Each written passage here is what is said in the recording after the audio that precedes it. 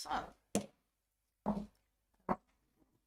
to those watching at home and members of the public, I do apologise. We've had some technical issues and we do have to go back to our item 4, declarations of interest. So now I have Councillor Durham. I'm afraid we have to go back to item 4, declarations of interest. In that case, Chairman, I have a non-pecuniary interest as a member of Essex County Council for statutory consultees in respect of highways, flooding and other matters. Thank you. And Councillor Fleming. Thank you, Chair. A non-pecuniary as a member of Essex County Council who are statutory consultees. Thank you. Thank you. I don't see any others, so we'll go on to item 5, which is our first planning application. The land to the rear of Hill Barn, Rectory Lane, Woodham Mortimer. We do have public speakers on that. That'll be to follow the presentation. So when you're ready, please. Thank you, Chair. So planning permission is sought for the conversion of an existing equestrian/storage barn to form offices and associated development. Here we have the location plan. You can see the site is accessed from Rectory Road and is to the rear of the dwelling here. We have the existing site plan, which shows the existing barn, the existing outbuilding in the corner, and the level of hard standing currently on the site. And then we have the block plan. As you can see, the level of built form on the site will not be altered, and the car parking area is proposed to be finished in grasscrete. That's to the front of the building here. We've got the existing elevations and the proposed elevations, which shows the changes to the fenestration scheme. The existing floor plan and the proposed floor plan. And then we've got the existing outbuilding on the left-hand side and the proposed alterations are shown on the right-hand side. And then we've got photographs of the site and photographs of the access track and some more of the site. The proposed development is a resubmission of a previously refused scheme. The additional information which demonstrates a justifiable and functional need for the proposed development is considered to offset the harm arising from the urbanisation of the site, as the level of alterations are not considered to go beyond what's necessary for the site to function as an office unit, and there's minimal visual impact to the wider area. The proposal would provide an employment generating use and could potentially support an existing and established business. The proposal would provide support to the rural economy in accordance with criterion E of policy S8.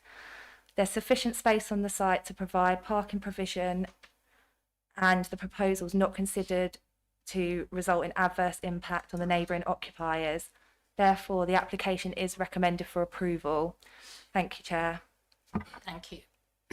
So our first public speaker is Mr. Stephen Goff, who is an objector. If you'd like to come forward, please, sir. Pick any chair on the outer ring. Make yourself comfortable. Please do use the microphone, and you will have 2 minutes from when you start to speak. And I do time that very exactly. So you start when you're ready and we'll start the time. Thank you.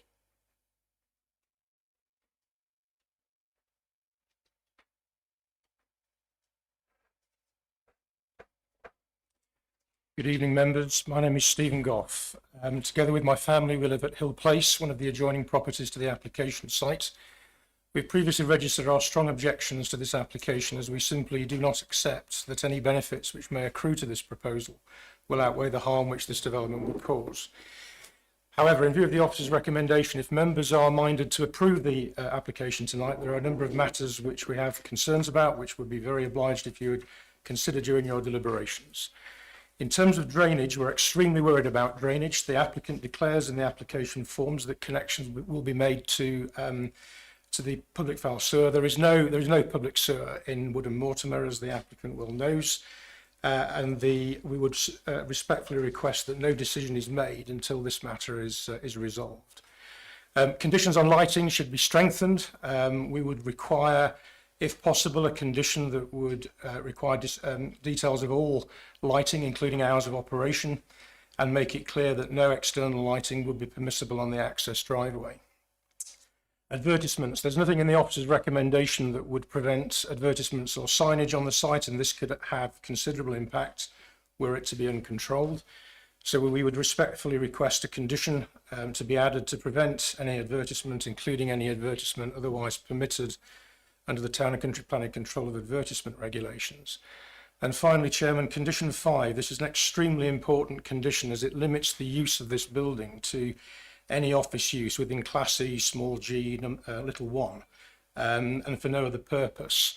We would respectfully request that in addition to the no other purpose, the wording is added, including any other purpose ancillary to the use as an office. And perhaps you might seek confirmation from your officers that this condition would prevent any future use for residential purposes under the new Class MA of the Part 3 of the Permitted Development Order. Thank you very much. Thank you. I will be referring to the officers for answers to that, but in the meantime, I think we'll have our other public speaker, who is Mr. Matthew Wood, the agent. Same rules, please, Mr. Wood. Just make yourself comfortable. Please use the microphone. You have 2 minutes precisely from when you start to speak. Good evening to members. As you will recall, this planning application is a resubmission of a similar proposal refused by members in January 2021. So since this refusal, the applicant has positively and proactively engaged with officers through pre-application discussions in order to address the outstanding issues relating to demonstrating a justifiable and functional need for the proposals and the impact of such development on its countryside location. As a result, this application resubmission demonstrates a justifiable and functional need for such small-scale development as comprehensively set out by officers within their committee report. Accordingly, in line with local and national planning policy, the principle of this development is acceptable. In terms of the scheme detail, this has been revised in line with officer pre-app feedback, with officers now concluding that such alterations will not go beyond what is necessary for the building to function as an office, with any visual impact the proposal would have on the wider area being clearly outweighed by the economic and employment benefits. Given the nature and intensity of the proposed office use, it is not considered that such a change of use would adversely impact upon such interests, as again confirmed by officers. In addition, there is extensive vegetation screening to the south, obscuring the barn from wider views, with a 2 metre high close boarded fence and trees doing the same to the west. The applicant also notes the supporting comments from Mr. Marshall to the north. Notwithstanding this, the applicant is agreeable to adding additional screening as may be appropriate. The proposals also continue to be fully acceptable in highway terms, with the highway authority again raising no objection to this planning application. In conclusion, these proposals represent a sustainable and policy compliant form of redevelopment as confirmed by the positive officer the recommendation. Therefore, the members are urged to support this recommendation and grant detailed planning permission accordingly. Thank you very much for your time. Thank you. Another perfect time. Okay, members, before I open your discussion, I was just going to ask Mr. Johnson for any views he has at this stage on the requests made about the conditions. And please use your microphone because of the streaming. Thank you. We've got lighting, restriction of use, the drainage issue, and advertising. That's not necessarily in the right order. But Yes, the matter of drainage has been conditioned within the application. Let me just go to the details of it. Sorry, just bear with me a second.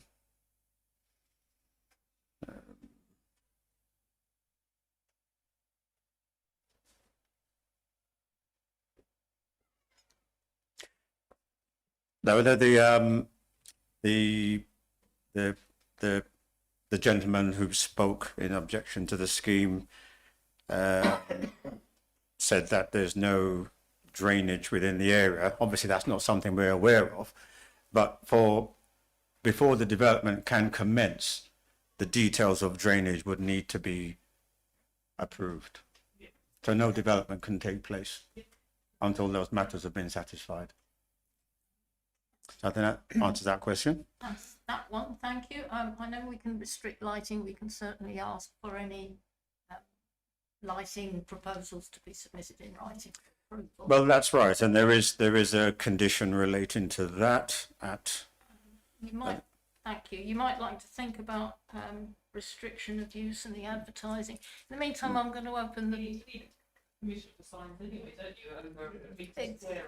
Yeah, there are whole different. But in addition to that, Malden is Malden has an area of special control for advertisements, which go even beyond just what is you can erect under deemed consent.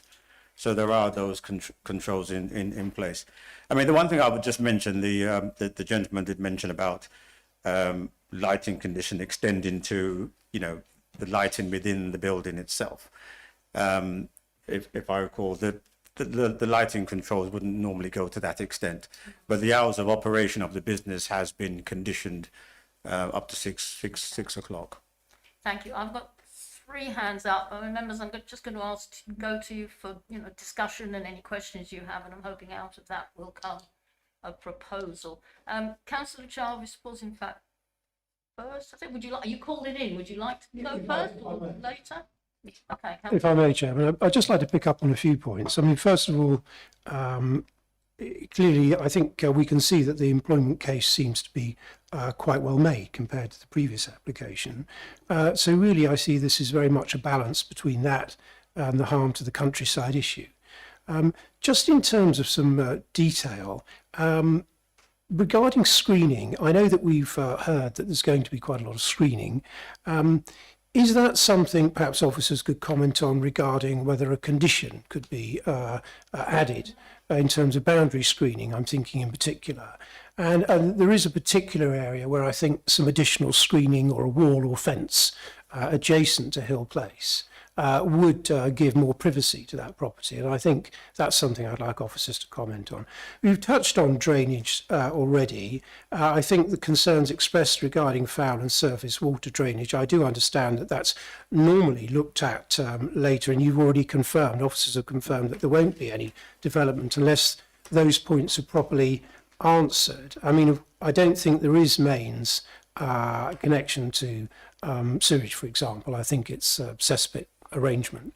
And I think as far as surface water is concerned, I think if the landscaping can take care of, you mentioned the car park area, clearly there is quite a lot of concern from the neighbouring property, Hill Place, which is some sort of 15 foot below where these stables are. So it's a reasonable concern on clay soil.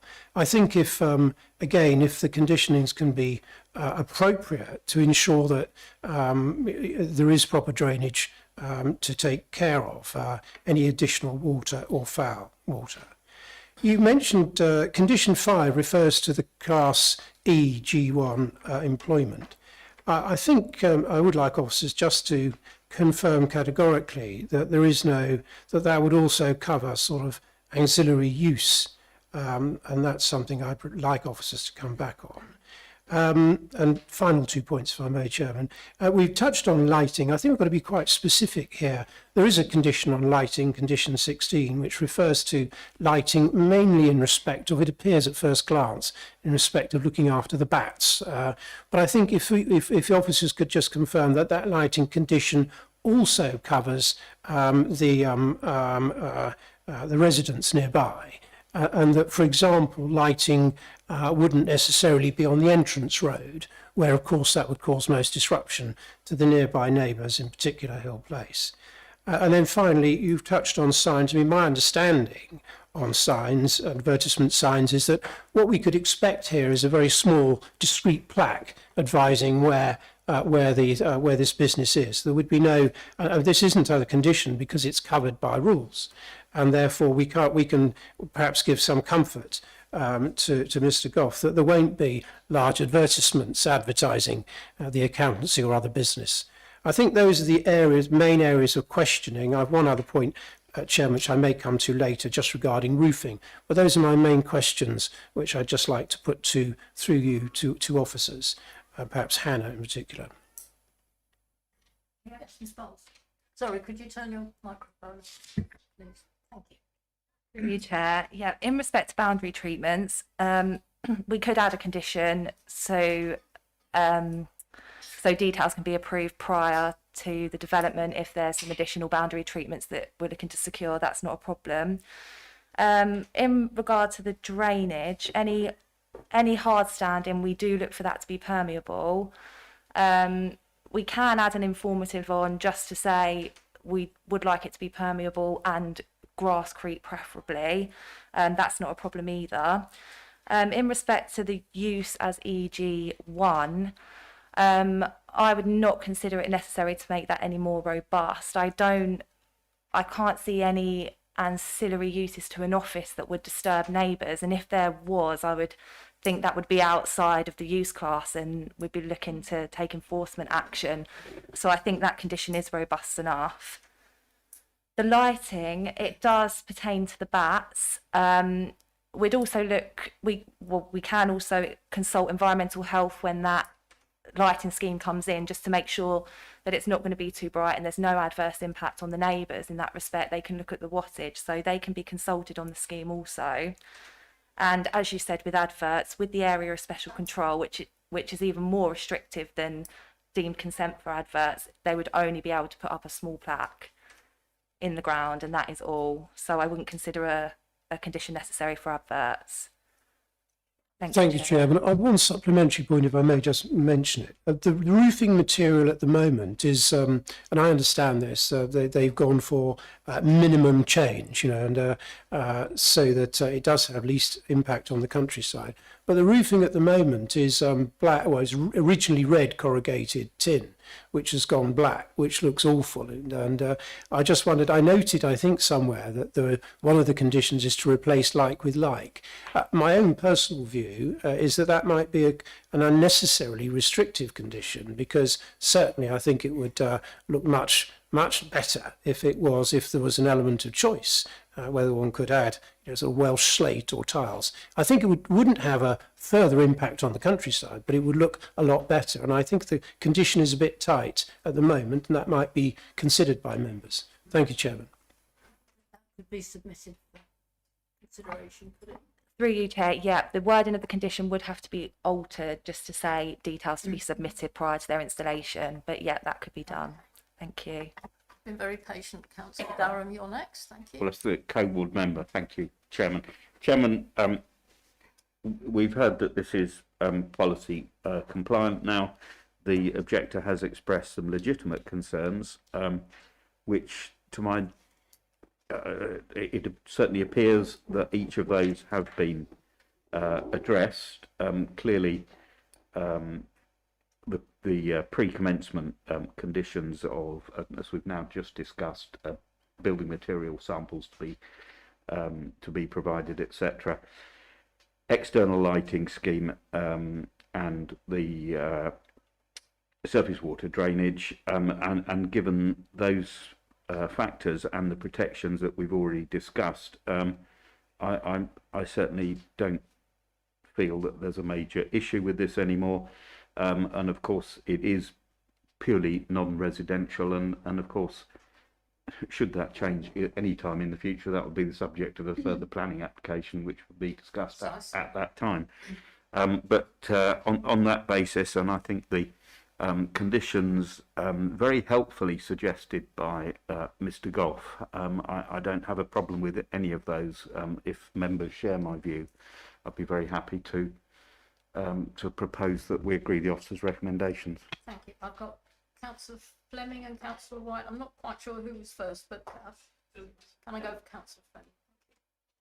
Thank you, Chair. I just wanted to ask Mr. Johnson or Hannah.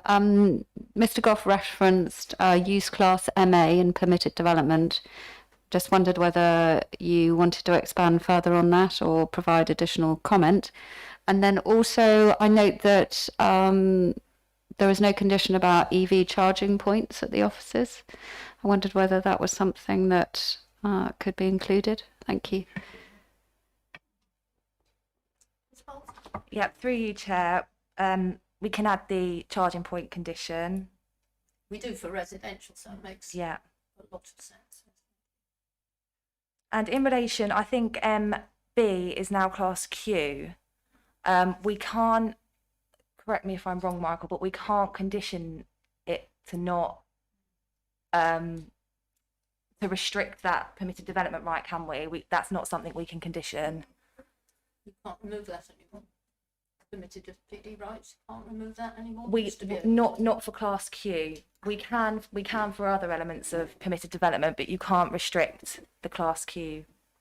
okay. one. Thank you, Chair. Thank you. Councillor White and Councillor Stevens, please. Thank you, Madam Chairman. I would just say, of all the businesses there could be, it's effectively an owner-run business. It's an office. It's the least offensive business you could have. And you know what? We need jobs. Children going forwards need jobs. And these barns, yeah, they look okay, but they're all falling down. And unless people use them for businesses or residential, they won't be there in 10 years' time. So I actually, applaud the applicant. They've done what the application was turned down for before. They've removed some of the windows. They've changed it, so they're not altering it at all. So I'd like to propose that we approve the application in line with officer's recommendations and the suggested conditions. I think I've got that from Councillor Durham, so if you'd second Second it. Yep, I'll second it. Okay. Right, thank you. Well, Councillor Stevens, before we go any further with, in case there's any debate on that proposal. Thank you, Chair.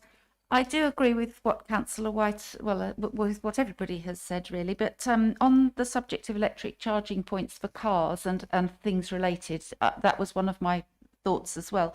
But also we're talking about the roof, but I'm not seeing anything about photovoltaic tiles in the roof.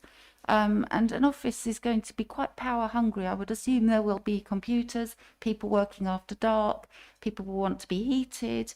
I don't know much about plumbing, but maybe that involves some electrics as well. I don't know. I just feel as soon as I see a roof, I see an opportunity really.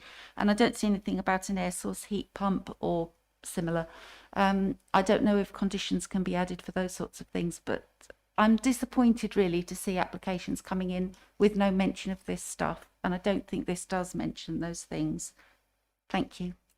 Yes, this wouldn't be the scale of development for which we could impose such a condition, such that if the condition couldn't be complied with, we'd refuse the scheme.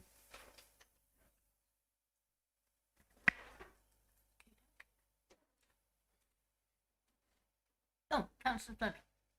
Thank you, Chair. I just wanted to go back to what Hannah was talking about earlier about condition B and Q. So, Hannah, just to clarify, are you saying that you can't restrict, if this is passed, you can't restrict permitted development rights after, once it's been converted to offices? Through you, Chair, you can't restrict the class Q where it's the change of use, but it does have to meet the criteria, and I don't remember off the top of my head, but I believe it has to be out of use for so long, which is why I don't think you can't put a condition on to say to remove that permitted development right specifically, but it does have to meet other criteria, which obviously there would be some time before it would. I hope that makes sense. Thank you, Chair. And Councillor Jarvis, did I see you indicate? Yeah. Yes, thank you, Chairman. Having asked the questions earlier, just in terms of sort of debate, the larger issues, I think, as I kicked off with, I think the employment case is well made, well researched, and it is a family business, as councillors have pointed out, who clearly would like to operate an accountancy business or similar in the countryside. And they've obviously paid a lot of attention to trying to minimise the impact on the countryside, and they've obviously tried, done their homework. If it is approved, I think we've gone through those conditions, which hopefully will go some way towards sort of satisfying near neighbours that this will be as least intrusive as possible. And I think if we can pay attention to all of those points, I think on balance we should support an employment opportunity. Thank you. Well, members, we have a proposal on the table, duly seconded. no one else wishes to speak, let's take a vote. So those in favour of the proposal to approve? Right, that's everyone, thank you. So none against, no abstentions. So thank you, that application is approved in line not only with the officer's recommendations but also with all the extra conditions we've noted. So thank you very much. Okay, the next one is number 38 Woodrolfe Road, Tollesbury. So can we have the presentation, please? Thank you, Chair. The application is for a 1.5-storey side extension with the dormer windows to the front and rear to match the existing dwelling. Oh. More too far away.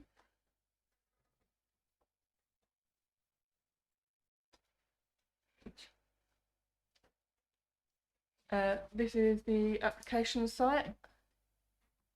That's still working for me.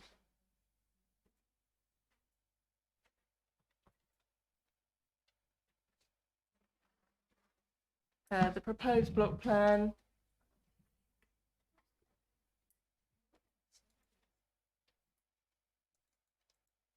Sure. It's just me. Well, you have to practice. That's the usual reason the mouse is. Maybe I'm too far away. Sorry, ladies, it's only Bluetooth and it struggles. Here is the existing elevations. The proposed elevations showing the dormer to the front and the dormer to the rear and the side extensions. The existing floor plans, the proposed floor plans, photos from the rear and showing each side of the neighbours from the rear, and then photos from the front. And that's it. Thank you, Chair. Oh, it's up for refusal. Sorry. Thank you. Right, well, we don't have any public speakers on this one, so and this is here because it's a member of staff. Ordinarily, it would be a delegated decision. So who've we got? Councillor Keys. Board member first. Well, we only have the one local development plan, so it's basically whoever gets their hand up first. But obviously, I will come to Councillor Stevens in due course. Yes, please do, Councillor Stevens. Thank you, Chair. Thank you, Councillor. Yes, I'm the ward member for Tollesbury. The building works proposed in itself probably would be fine, but it is the house next door. I agree with everything that the officer's report states about the height of it, the proximity to the house next door, blocking the light from the next door bedroom window, which you can see quite clearly in the top right picture there, which window is already restricted from the carport there. It's got a slightly see-through roof, but the light's already dimmed, must be. It's a very overbearing look to it because the house on the right that's to be extended is quite a long way uphill from the other. The hill is fairly steep there.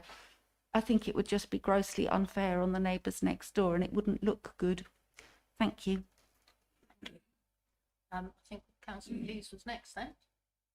Could I go to the site plan, please, where they got the road plan? Because I was just looking at the one next door. I thought this was very tight to the boundary, but the one next door's right up against it. There we go, number 36. That's bang on the bloody boundary, so 38. Are they joint? Are they semis? Yeah, they're semi-detached, yeah. That would explain. Still bang on the boundary, isn't it? If I might come in, are the ones on the other side semis, or are they sort of attached through the fence? Sorry, which one? To the right, as you That'd be picture, 30 42 and 44. Oh, Yeah, they're all detached. yeah. Do we have the photographs? Google Earth, anybody? Google Earth. I haven't got Google images there. I was just looking at that. There's sort of like three. Yeah, I see. bungalows. I know where they are. So there's already a carport there. So they just want to come out the same. go up and come to there's a fence, that's to the fence line, I take it as well. I mean, it would cover the area of the car. Covered it and higher, Yes. yes, Taking right. off the existing ridge Taking off the existing roof. to within 0.3 of the ground. And there's just one window the other side of that building, isn't there? Which you Yeah. can't see nothing now because there's a fence there, surely. And it serves a bit. Serves a bedroom, right? Well, people don't want them looking in there unless it's no. Oh. No, it's, What? can we go to the next picture then, please? Where that window is that they say is obscured. It's going to be dull if there's a fence there anyway, isn't it? Was that what was in the report? Yeah, can you show the one with the bedroom window on it? And they have a window. No, that's the window on the left side of showing. Yeah. Hmm. I think what the report sets out is that the light to that existing window is already restricted. Yeah. It's not completely restricted. You know, the carport is fairly open. It's got a translucent roof. However, the first floor extension would extend over the whole area of that carport at the full height of the roof. So you're looking at something which is completely overbearing, would completely block out the light, would be any level of aspect that they have. The ground floor is open because that's where the front door is to the property, and it would also serve as a carport. And I think also, as the report sets out, it's the juxtaposition, given the slope of the land, given the height of the building, you know, the low-lying level of the bungalow, in design terms as well, they were looking incongruous as a street scene, where on the Woodrolfe Road there's clearly a change in design pattern as you come down the hill, and at that junction with Crescent Avenue, I think, yeah, the plan form changes into a much more open aspect. So this is what the report's drawing out, but particularly Anna's raising the objection through the neighbours would be the impact on their obedience. I think you have to bear in mind, I mean, I've no idea who lives there now or their circumstances, but I think you have to bear in mind there might end up someone in that bedroom who spends a good deal of time in there for various reasons. That's an important point, Councillor, because in planning law, it's not just about decisions we make for an individual occupier at one point in time. Once a decision is made, the building is there, it will last far longer than anybody has their own particular use for it. And that's what we have to consider in our planning decisions. Exactly. Would you like to continue to cogitate, Councillor? Would it be possible to move where that says Teams North so I can see that house on the right hand side of the place? Oh, well done. Thank you. No, it's not going that side, but that's a lot higher than the one next door. It's a chimney pot, look at that. Just point out the relationship there. We're looking at the rear of number 30. Yeah, I know. There are no windows there. It's at a higher level. It's to the flank of the number 36. So there is no impact in terms of their amenity. The garden area is quite shallow at the back. The predominant garden is to the south of number 30. So the garden itself has an open aspect. So that's a completely different relationship. But that's a relationship which exists. And there are no habitable roofs out there. So it's just clear that we make that distinction. I think even if something else nearby isn't perfect, that isn't any reason to allow. No, I'm not saying that. We're trying to keep a bit of consistency, and we've got a blooming great high place to the right of it. Okay, well, Councillor Stevens, would you come back? Yes, just to come back on that, if I may, Chair. The house that you can see at the bottom right-hand picture, the house that you can see at the top right-hand side of that, I think, is considerably older than the semis that you see to the left, and that juxtaposition must have been in place now for about 50 years or something. So I don't think decisions we made then really have a lot to do with what's happening now. Thank you. Everything else is what it is. It's a case of where we go from here. Now, Councillor Durham, you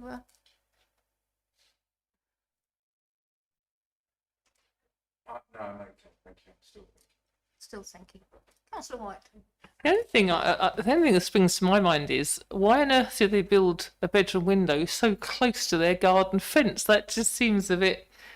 When it was originally done, that didn't seem like they had an awful lot of forethought on it with how close it was, because that's dark anyway, isn't it? It's really, really dark. That seems like a very strange place to put a bedroom window, you know, right on the boundary fence, because that looks like it's only a couple of feet away. And presumably the people who are there, they could cover that roof in black tin if they wanted to, of the carport. Yeah. I don't imagine there's a condition saying it's got to be translucent.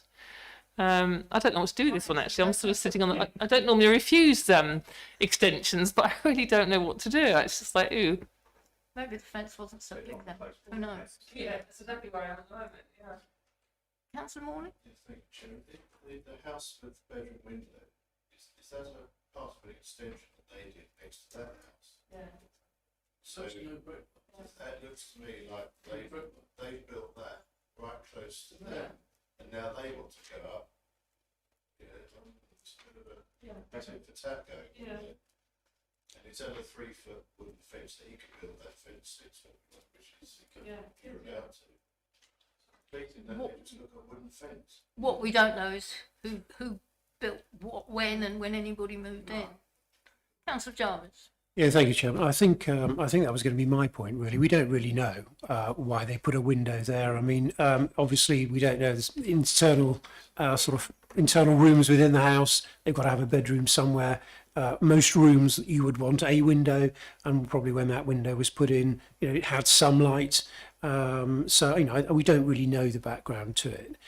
I don't think, you know, if they'd have had options, I'm sure they'd have put the bedroom somewhere else, but perhaps they didn't have options. But I think we have to judge it based on what's there at the moment, as to whether it would, whether it is unreasonable for a new extension to sort of cut out the light completely. And that's really what I think the subject of discussion that we have to determine this evening. Thank you, Chairman. Councillor Fleming. I propose that we move the officer's recommendation to approve. Refuse, sorry. Yeah.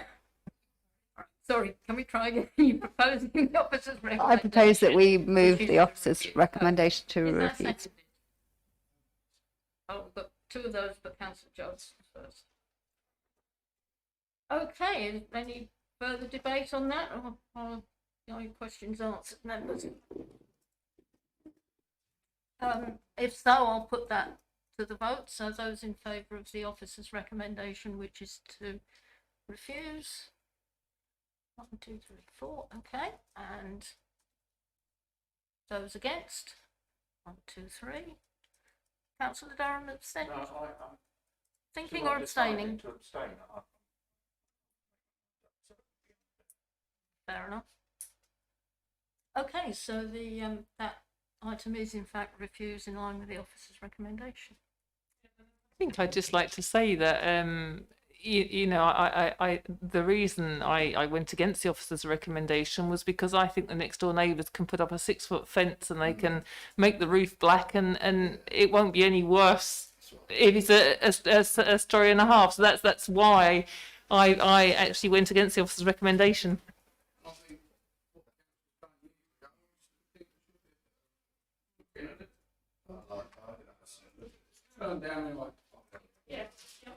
Okay, right, hold on, members. We have item 7. Any other items of business the chairman of the committee decides are urgent, and you'll be grateful to hit. Oh, Councillor Stevens.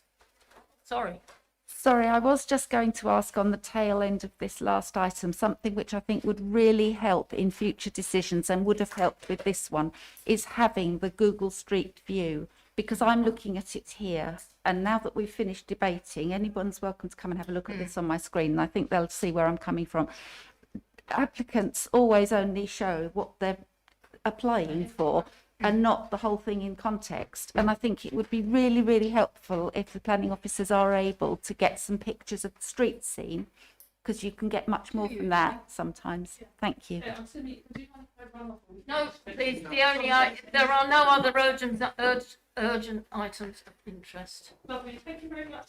So we are finished. Yes, Chair, I Lavena, did you think, want to say yeah, I something think that Councillor Stevens is right. I actually pulled it up on Street View while we were while we were discussing, and actually it was much clearer. Yeah, thank you. Very okay, well, thank you, members. Thank you to members of the public out there. And I close the meeting at 20:23. Thank you.